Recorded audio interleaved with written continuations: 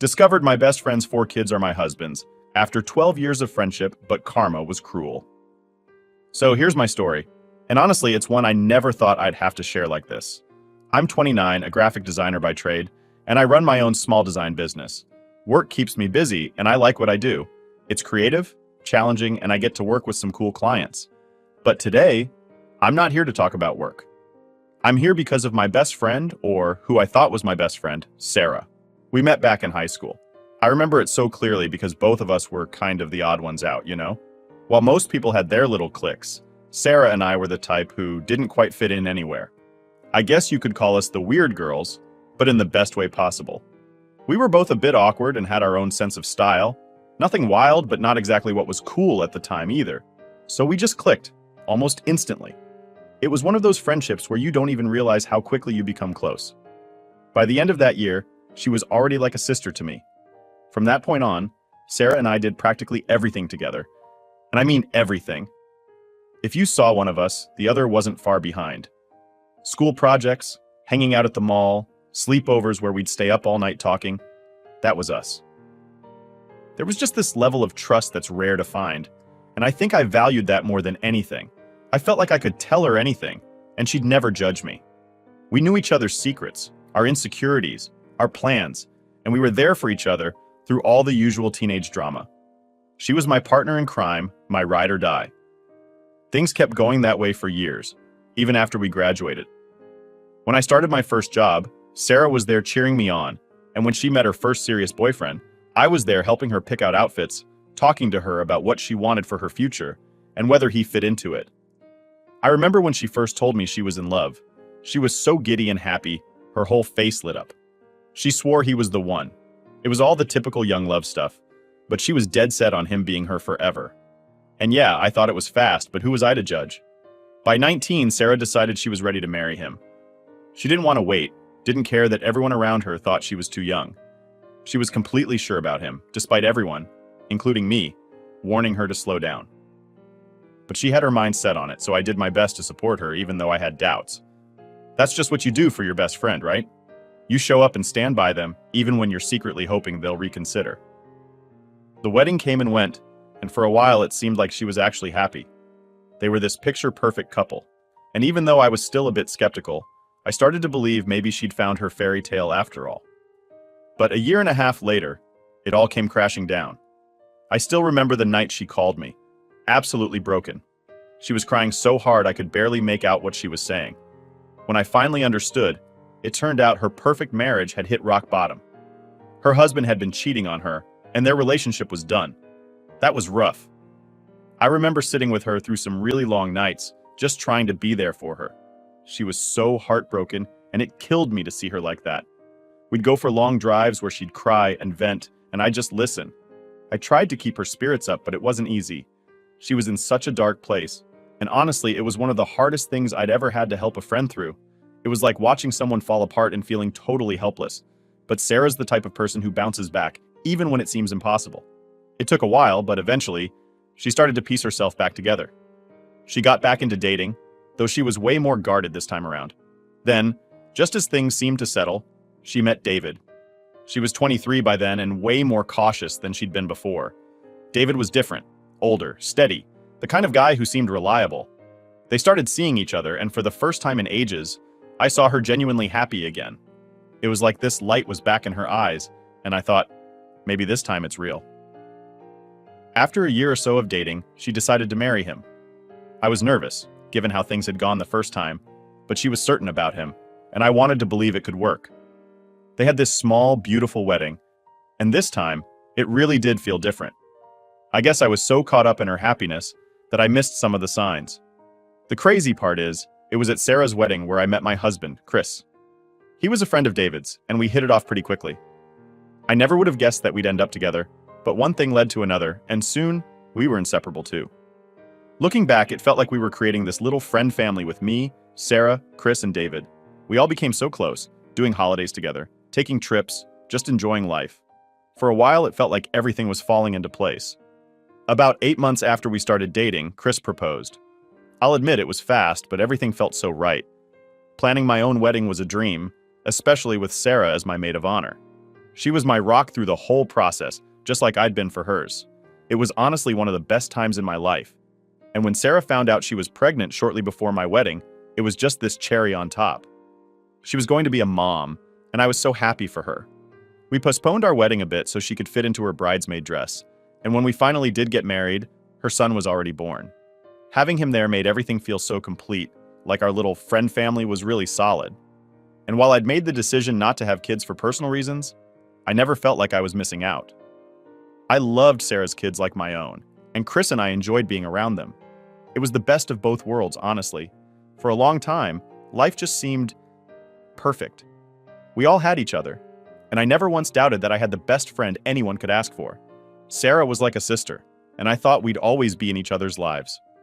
Looking back now, though, maybe I should have seen that things weren't as perfect as I thought. Maybe there were little signs, moments that didn't sit right but were easy to ignore because we were all so close. But yeah, that was life with Sarah. She was more than just a friend, she was family. And I trusted her completely without question. I guess sometimes the people we trust the most can surprise us in the worst ways. So, after Sarah's second wedding, things got pretty amazing for all of us. It was me, Chris, Sarah, and David, and it honestly felt like this perfect little crew. We did everything together, and I'm not exaggerating. Holidays, random weekends, even the occasional last-minute road trip if one of us got an itch to get away. And since Sarah and David had their first kid not long after my own wedding, it was like our friendship upgraded with a whole new layer. That kid was adorable, and I just loved him to bits. Honestly, the way our lives blended was more than I'd ever thought possible. When Sarah told me she was expecting her first kid, I was thrilled. It's not like we'd ever really talked about this exact moment, but knowing she was going to be a mom felt natural. Like it was the next step in this life we'd built together. Now I'd already decided that having kids wasn't for me. A mix of medical stuff and just personal choice. But Chris and I were on the same page about it, so it worked out. Still, having Sarah's little boy around filled that kid part of my life without me actually being a parent. We'd all gather at each other's houses, and pretty soon having a toddler around became just normal life. It got to the point where I'd be talking to Sarah about dinner plans or our next weekend outing, and she'd be bouncing her baby on her hip while we chatted. Sometimes I'd even babysit while she and David had their date nights. It made me feel like I had all the perks of having kids without any of the actual responsibility. And Chris was great with him, too. He'd play games, make silly faces, the whole deal. Things just kept getting better from there. Sarah and David had more kids, one after the other, and I'm not gonna lie, my heart kept getting a little fuller each time. By the time they had their fourth, I was practically Aunt Mom to the kids. They'd run up to me, hug me, call me auntie like I was part of the family. It felt special, like I had a place in their lives that went beyond just being Mom's friend. And to be honest, it made me feel like everything I'd ever done for Sarah was worth it. This wasn't just a friendship anymore, it was family. Chris and I, we made a solid team with them. He got along so well with David, and seeing them together was always a laugh. The guys would mess around, doing goofy stuff to entertain the kids, or having these ridiculous dad debates over the best way to set up a campfire or fix something around the house. I'd be watching them, laughing with Sarah, feeling like we'd won some kind of friendship lottery. We'd do double date nights, go on little family trips, take turns hosting holidays. Our lives were this giant overlap. By then, Sarah and I had this unspoken understanding, like we didn't even have to try to stay close. It was just a given.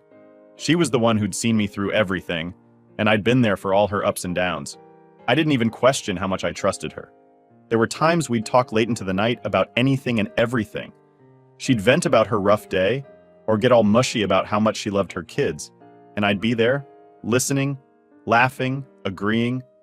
There was zero hesitation, zero doubt about where we stood. And yeah, I was busy with my own work.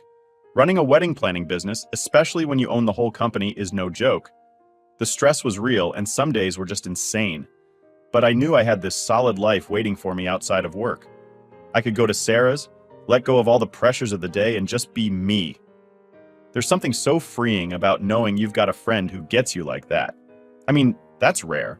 Some people go their whole lives without a friendship like that, and here I was, living it. But it wasn't just friendship at this point. Chris and I had become so close to Sarah and David's kids that it was like we were this extended family, like I said. I didn't need to be a mom to feel that sense of family.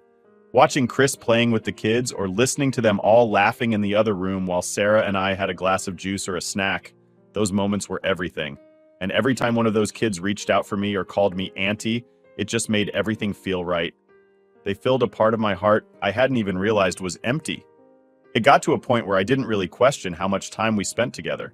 It was natural, like breathing. Need help watching the kids? I'm there. Planning a birthday party? I'd handle it.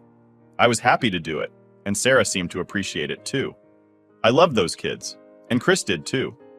He'd talk about the little ones, like they were our own, telling me about the funny things they did or how they'd fallen asleep on him while watching a movie. He was so good with them, and seeing him in that role just made me love him even more. People would sometimes joke that I'd gone full auntie mode, and I'd laugh it off, but honestly, I didn't care. It felt good to be needed, to be loved by these little people who thought the world of me. And whenever I'd pick up Sarah's oldest from daycare, or help her youngest tie his shoes, it felt like I was exactly where I was supposed to be. I wasn't just a friend anymore. I was part of the family, and they were a part of mine. When I think back to that time, everything really seemed perfect. No red flags, no tension, just this easy, comfortable life where everyone played their part. I never doubted it for a second. We had our routines, our inside jokes, our shared holidays, and the kids brought this extra joy that made everything feel richer. It was the kind of life that felt solid, like you could depend on it to stay exactly as it was. And if you'd told me then that any of this could fall apart, I would have laughed. Sarah was like my sister, and Chris was my best friend and partner. It was this steady, dependable thing, and I never saw a reason to question it. But looking back now, maybe that's where I went wrong. I trusted too easily, assumed things would always stay the same, and never once thought to look closer. But back then, I thought I was living my dream life. So yeah, we were this tight-knit group and my life was pretty great. I had a successful business, a husband I loved, and a best friend who felt more like family. And those kids? They were the icing on the cake. I couldn't have asked for anything better. Everything just seemed to click perfectly. And then, well, everything changed. So out of nowhere one day, I get a call from Sarah, and right away, I knew something was wrong because I could barely make out her words. She was crying so hard, like that ugly gasping cry where you're choking on your own tears. I'd never heard her like that, and it freaked me out. I dropped everything I was doing at work and rushed over to her place as fast as I could. When I got there, it was like walking into chaos. The house was a mess, stuff scattered everywhere, like someone had thrown things around in a rage. And then there was Sarah, just lying on the living room floor, still sobbing, her makeup smeared all over her face, looking like she'd hit rock bottom. It broke my heart to see her like that, and for a second I didn't even know what to say or do. So I just sat down on the floor next to her and waited for her to calm down. It took a while, but eventually she stopped crying enough to actually talk to me. I was bracing myself, thinking maybe something happened with one of the kids, or that she'd lost her job. I don't know. My mind went all over the place. But what she told me was something I never saw coming. She said David had left her. He'd packed his things, taken what he wanted, and left her and the kids just like that. I remember just sitting there staring at her because it didn't make any sense. Sarah and David were solid. At least that's what I thought. They weren't the couple that argued all the time or had any kind of major drama. If anything, they seemed like the most stable out of all of us. But according to Sarah, they'd been having these low-key arguments that kept getting worse over the past few months. Stuff about little things like money, work schedules, and him coming home late. Nothing huge, or at least that's what she thought. Then she told me he'd just come home one night, said he couldn't do it anymore, and walked out. Apparently, he said he'd send her the divorce papers soon, and that he'd make sure she and the kids were financially okay, but he was done. She showed me a short note he'd left, something about needing space and not being able to stay in a relationship that didn't make him happy anymore. It was like a generic breakup letter, and it made me mad. This was the guy who'd seemed like the ultimate family man, and he leaves her with nothing but a crappy little note? I was furious for her, but mostly I was just confused. I couldn't wrap my head around what had happened. Sarah and David had been together for years with 4 kids. And yeah, raising 4 kids isn't exactly easy, especially when they're close in age like theirs were, but still. Leaving like that? It just didn't seem like him. I decided to stay with Sarah and the kids for a few days. Chris was on a business trip, so it was perfect timing, and I knew she needed someone around. The kids were too young to understand what was going on, and I didn't want them to pick up on the chaos if I could help it. Every time one of them asked where Daddy was, I felt this mix of anger and sadness for them. Sarah would just say he was away for a bit and try to distract them, but I knew it was tearing her apart. I kept asking her if there was something specific that led to this, something she hadn't told me, but she kept shaking her head saying she didn't know. All she could say was that he'd started acting distant, picking these little fights over nothing and then sleeping in the guest room most nights. She thought it was just stress or work pressure, and that he'd snap out of it eventually, but instead, he'd just up and left. It was insane. I tried to think back to anything David might have said or done that seemed off, but nothing came to mind. He was always just David, you know? By the third day, my anger was boiling over. I told Sarah that David owed her more than just some dumb note. I wanted to know what happened, to get some kind of answer that made sense. I decided to reach out to Chris and ask him to talk to David about everything. Maybe he could get through to him, help him see sense, or at the very least, make him explain himself. When I called Chris and told him what happened, he sounded just as shocked as I was. He agreed to talk to David as soon as he got back from his trip to Chicago. I felt a bit of relief, like maybe this would give us some clarity. Chris and David had always been close, and if anyone could get an honest answer from him, it was Chris. In the meantime, I kept holding things down at Sarah's. She was barely functioning, and I tried my best to keep things together, cleaning up, making meals, putting the kids to bed. I even took her oldest to daycare so she could get a break. But in the back of my mind, I was still obsessing over why David would do this. I kept running through every memory I had of the two of them, every family gathering, every double date. Nothing added up. A few nights later, Sarah sat me down and told me she was pregnant. I was speechless. I'd been trying so hard to be her rock, to keep it together for her and the kids, but this just threw me off balance. She was already struggling with 4 kids, and now she had another one on the way, all while her husband was MIA. It was overwhelming. Sarah was a wreck, saying she didn't know how she was going to handle this, that maybe she'd even consider moving out of town to get a fresh start. But every time she talked like that, I just reassured her that she'd get through this, that I'd be there for her, and so would Chris. I kept hoping that once he talked to David, things would get better, or at least we'd get some answers. But here's the thing, the more I thought about it, the angrier I got. I felt like David was running away from his responsibilities, from the family he'd helped create. And for what? Some vague, meaningless excuse that he wasn't happy? It didn't make any sense. I wanted to shake him, make him see what he was doing to his family, to Sarah, to those kids who adored him. As the days went on, I started to feel like this was more than just a rough patch or a little mistake on David's part. Something bigger was going on, but Sarah either didn't know or wasn't telling me. And the whole time I just kept thinking, how could he leave her? Leave all of them, especially now? It was hard to keep holding in the anger, the questions, but I knew I had to stay strong for Sarah. And that's where things were left. Chris was set to meet with David soon, and I was hanging on to the hope that this talk would finally give us some answers. Because honestly, none of it made any sense, and we were both desperate to understand what had actually gone wrong. After waiting for what felt like forever, Chris finally got back from his trip to Chicago, and I was on him immediately. I didn't even give him a chance to unpack. I told him he had to talk to David right away. I was holding on to hope that whatever David told Chris might help piece this whole thing together.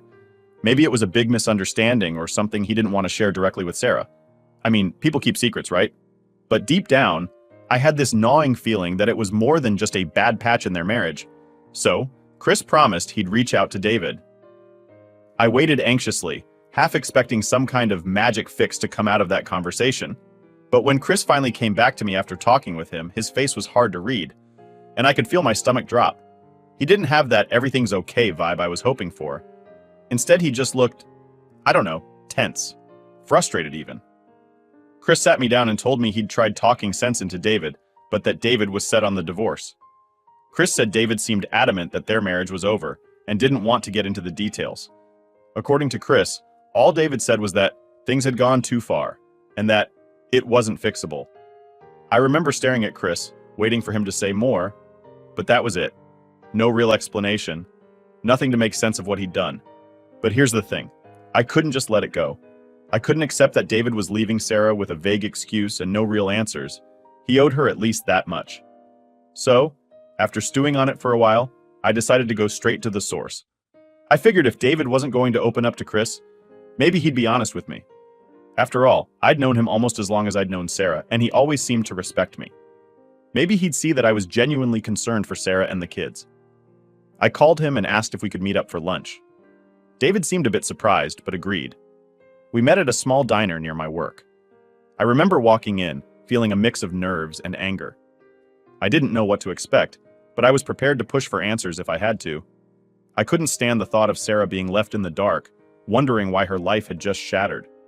When David arrived, he looked different, kind of defeated, if that makes sense. I'd never seen him like that. He sat across from me and we made small talk for a minute, but I wasn't interested in beating around the bush, so I just laid it out there saying something like, "David, I'm here because Sarah deserves to know what's going on. I'm here for her, and I need you to be straight with me." He looked away for a second, and I could tell he was struggling to find the words.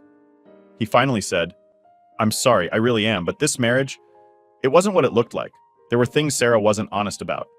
I was baffled. "What things?" I asked, barely keeping my frustration in check. David took a deep breath, then told me something I never would have expected in a million years. He said that Sarah had been cheating on him. I almost laughed at first because it sounded so ridiculous. Sarah? The same woman who used to gush about how much she loved him? But David looked dead serious. He said he'd known for a while, that he'd even confronted her before about it, and they'd tried to move past it, but he just couldn't do it anymore. I couldn't wrap my head around it. I kept pushing back, telling him maybe he was mistaken. Maybe he'd misunderstood something. But he shook his head and said he was absolutely certain. He said he'd even found proof. And then he dropped a bomb on me that turned my world upside down. David leaned in close and said, "The kids, they're not mine." Those words hit me like a truck. I sat there stunned, my mind scrambling to process what he'd just said. I wanted to deny it, to tell him he was out of his mind. I kept saying, "David, there's no way. Sarah wouldn't do that to you. You're their father." But he just kept shaking his head, saying, "No, I'm not. I did a DNA test. They're not mine." I can't even explain the rush of emotions that hit me at that moment. It was like anger, confusion, betrayal, all mixed together. I wanted to get up and leave, but at the same time, I needed answers. So I asked him, "If they're not yours, then whose kids are they?"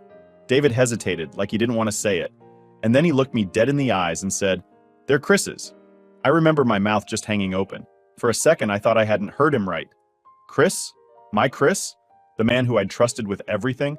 I kept telling myself this couldn't be happening. But David wasn't done.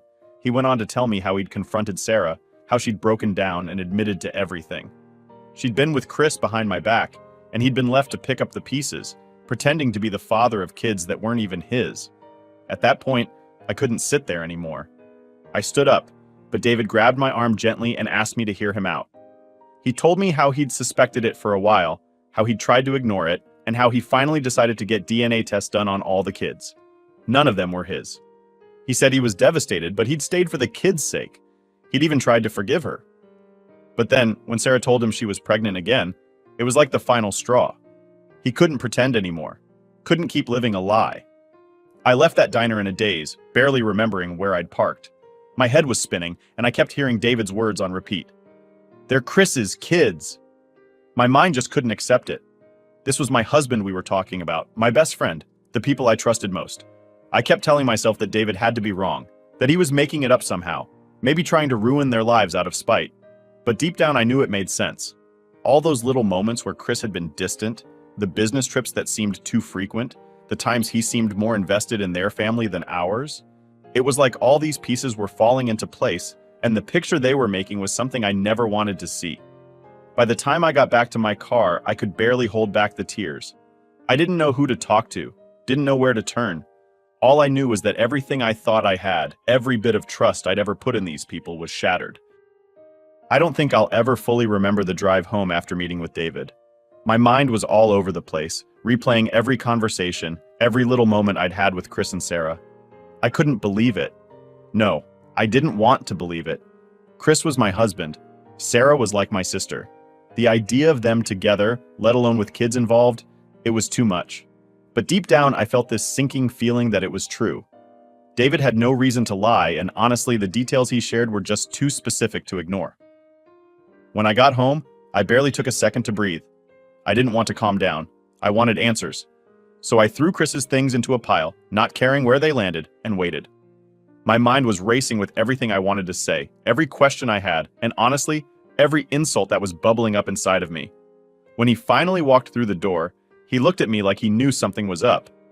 "What's going on?" he asked, probably noticing the mess I'd made in my anger. And that was it. I let it all out. I asked him if he'd been sleeping with Sarah, if he was the father of her kids.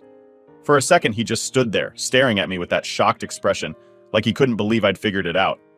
That reaction alone told me everything I needed to know. He didn't even try to deny it. He just looked at the floor like he was ashamed and finally muttered, "I'm sorry." That was all it took. The anger I'd been holding back exploded. I couldn't hold back the shouting, the anger, the betrayal. I asked him how long it had been going on, how he could do this to me, how he could betray me with her, my best friend of all people. Chris tried to explain, saying it had just happened and that he hadn't meant for things to go this far. He went on about how he felt trapped, how he and Sarah had gotten too close when I wasn't around. But none of it made any sense. Nothing he said justified the betrayal. There was nothing that could make this right. I remember asking him about the kids, if he really was their father. He looked like he'd been punched in the gut, like admitting it would make it all too real. And then he just nodded.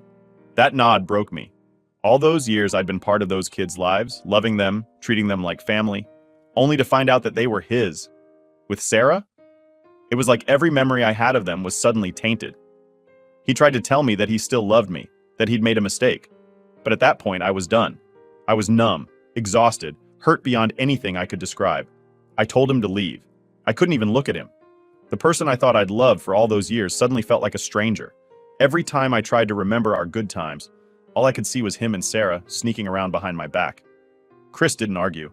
He packed a few things and left quietly, which somehow made it worse. It felt like he wasn't even fighting for us, like he'd already given up on what we had. Once he was gone, I just sat there in the silence, letting everything sink in. I'd lost my husband and my best friend all in one blow, and it felt like the walls were closing in on me. The next day, Sarah tried to reach out. I saw her name flash on my phone screen, and this wave of anger hit me so hard I almost smashed my phone. I couldn't even bring myself to pick up. I ignored every call, every message she sent. I wasn't ready to hear whatever excuses or apologies she had. In fact, I didn't even want to hear her voice. She'd been like family to me for so long, and now I couldn't stand the thought of her. But the calls didn't stop. She left voicemail after voicemail, crying, begging me to talk to her, saying she never wanted to hurt me. But those words felt empty. If she'd cared about not hurting me, she wouldn't have slept with my husband, wouldn't have had kids with him, and then kept me in the dark while I doted on those kids, thinking they were David's. How do you forgive something like that? How do you even begin to process that level of betrayal? I spent days just going through the motions, barely eating, barely sleeping. My mind kept replaying all the moments we'd spent together, every holiday, every celebration, every time she'd cried on my shoulder. How had I missed the signs? Had I been so blind? It felt like I'd been living in this fake reality they'd created, and now that it was shattered, I didn't know what was real anymore. Eventually, I blocked her number. I knew she wouldn't stop, and I wasn't ready to face her. My emotions were all over the place, and I didn't want to hear her voice, her explanations. What could she possibly say to make this better? There was nothing. Absolutely nothing. I started boxing up Chris's things. Every little item reminded me of what I'd lost. His clothes, his stupid coffee mug, even his side of the bed. It was like his presence was haunting me, lingering everywhere. So I packed up everything that was his and left it by the door. I couldn't even stand having his stuff in my space anymore. Through all of this, I kept wondering what my life looked like now. I'd spent years building something I thought was unbreakable. A marriage, a friendship, a family dynamic with these kids I loved like my own. And now it was all gone. Every bit of it. It felt like I was starting from scratch, but without any of the hope or excitement you usually get when starting over. This wasn't a fresh start. It was a mess I never asked for. The hardest part was knowing I'd been so close to the truth and missed it. All the times I'd sat with Sarah, talking about life, sharing our dreams, it was all a lie. She was lying to my face, keeping the truth hidden while I poured my heart into our friendship. It made me feel like a fool. I don't know how long I sat there that day, surrounded by empty spaces where Chris's things used to be, just staring into nothing.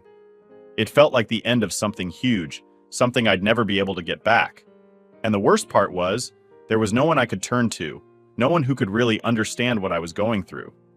My two closest people were the ones who'd betrayed me, and I was left standing in the ruins, wondering what the hell I was supposed to do next. Last update. It's been a few months since everything blew up. Chris has been completely out of my life since that day I threw him out, and I haven't heard a word from him. I was done, completely done. I moved on, focusing on rebuilding my life, putting all my energy into my work and just trying to feel whole again. But then, out of nowhere, I got news about Sarah. She was sick. Really sick, apparently, with stage 4 cancer. It hit me like a punch to the gut. hearing that. I didn't even know how to react at first. Part of me didn't want to believe it, the same part that was still angry, that hadn't forgiven her and probably never would. But this was real. She was dying, and there was nothing anyone could do. A few weeks after hearing about her diagnosis, I got a message from Sarah herself. She was practically begging me for forgiveness, saying she was sorry for everything, that she didn't want to leave this world without making things right between us. She even told me she'd lost the baby she was carrying, and she was devastated. I could feel her desperation in her messages, but still, I couldn't bring myself to respond. I just couldn't. The wound was still too fresh, and every time I thought of her, all I could see was the betrayal. I'd trusted her with everything, and she'd taken that and crushed it. So I ignored her messages. I told myself that I needed to protect my own peace, that I had to look out for myself now, and for the next couple of months, that's exactly what I did. I tried to keep moving forward, focusing on the life I was trying to rebuild. Then, 2 months later, I got the news. Sarah had passed away. It hit me in a weird way. I didn't feel the anger or resentment I'd expected. Instead, it was this strange, heavy sadness, like a part of my life had really ended. Sarah had been my best friend for so long, and now she was just gone. And the worst part?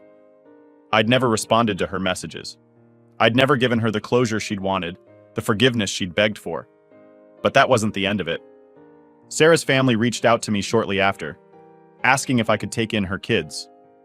I was shocked, but they explained that with David gone and Sarah's family unable to take them, they'd end up in foster care if no one stepped up. I thought about it long and hard. I mean, these were the same kids I'd loved and taken care of for years, the same kids I'd been there for all along.